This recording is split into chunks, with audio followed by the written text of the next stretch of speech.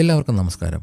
നമ്മുടെ വീട്ടുമുറ്റത്തും കൃഷിയിടങ്ങളിലും ഒരു കള പോലെ വളരുന്നതും എന്നാൽ ഔഷധ ഗുണങ്ങളുള്ളതുമായ ഒരു ചെടിയാണ് മണിത്തക്കാളി. ഇതിന്റെ കായ്കൾക്ക് ചെറിയ തക്കാളിയോട് സാമ്യമുള്ളതിനാലാണ് ഈ പേര് വന്നത്. കേരളത്തിൽ മിക്കയിടത്തും കണ്ടുവരുന്ന ഒരു ഔഷധ സസ്യമാണ് മണിത്തക്കാളി. ചിലയിടങ്ങളിൽ ഇതിനെ കരിന്തക്കാളി എന്നും വിളിക്കാറുണ്ട്. ഇതിന്റെ ഇലകൾ പച്ച നിറത്തിലും പൂക്കൾ വെള്ള നിറത്തിലുമാണ്. കായ്കൾ പച്ച നിറത്തിൽ ഉണ്ടാവുകയും പഴുക്കുമ്പോൾ കറുത്ത നിറമായി മാറുകയും ചെയ്യും. മണിത്തക്കാളി സമൂലം ഔഷധയോഗ്യമാണ്. പ്രധാനമായും വായ്പുണ്ണ്, വയറിലെ അൾസർ എന്നിവയ്ക്ക് ആയുർവേദം നിർദ്ദേശിക്കുന്ന ഏറ്റവും ലളിതവും ഫലപ്രദവുമായ മരുന്നാണിത്.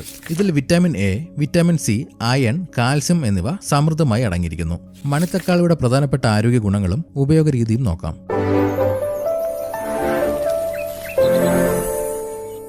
നമ്മുടെ വയറിന്റെയും കരളിന്റെയും ആരോഗ്യത്തിന് മണിത്തക്കാളി ഒരു ഉത്തമ പ്രതിവിധിയാണ്.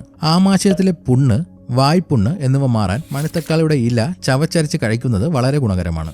ഇത് ആമാശയത്തിന്റെ ആസിഡിന്റെ നില ക്രമീകരിക്കുന്നു. മഞ്ഞപ്പിത്തം പോലുള്ള കരൾ രോഗങ്ങൾക്ക് മണിത്തക്കാളി ഒരു പ്രതിരോധമായി പ്രവർത്തിക്കുന്നു. ഇത് കരളിന്റെ പ്രവർത്തനങ്ങളെ ഉത്തേജിപ്പിക്കുകയും വിഷാംശങ്ങളെ പുറന്തള്ളുകയും ചെയ്യുന്നു. ചർമ്മത്തിലുണ്ടാകുന്ന ചൊറിച്ചിൽ, അലർജി എന്നിവയ്ക്ക് മണിത്തക്കാളിയുടെ ഇലയുടെ നീര് പുറമേ പുരട്ടുന്നത് ആശ്വാസം നൽകും. ഇതിലെ വിറ്റാമിനുകൾ വിളർച്ച മാറാനും ശരീരത്തിന്റെ രോഗപ്രതിരോധ ശേഷി വർദ്ധിപ്പിക്കാനും സഹായിക്കും. മണിത്തക്കാളിയുടെ 4-5 ഇലകൾ നന്നായി കഴുകി ദിവസവും 2-3 തവണ ഇത് ചവച്ച് കഴിക്കുക. വായ്പുണ്ണും അതുമൂലമുള്ള വേദനയും പെട്ടെന്ന് മാറും. മണിത്തക്കാളിയുടെ ഇല കൊണ്ട് തയ്യാറാക്കിയ തോരനോ സൂപ്പോ ഭക്ഷണത്തിൽ ഉൾപ്പെടുത്തുക. ഇല അരച്ച് മോരിൽ കലക്കി കുടിക്കുന്നതും അൾസറിന് മികച്ചതാണ്.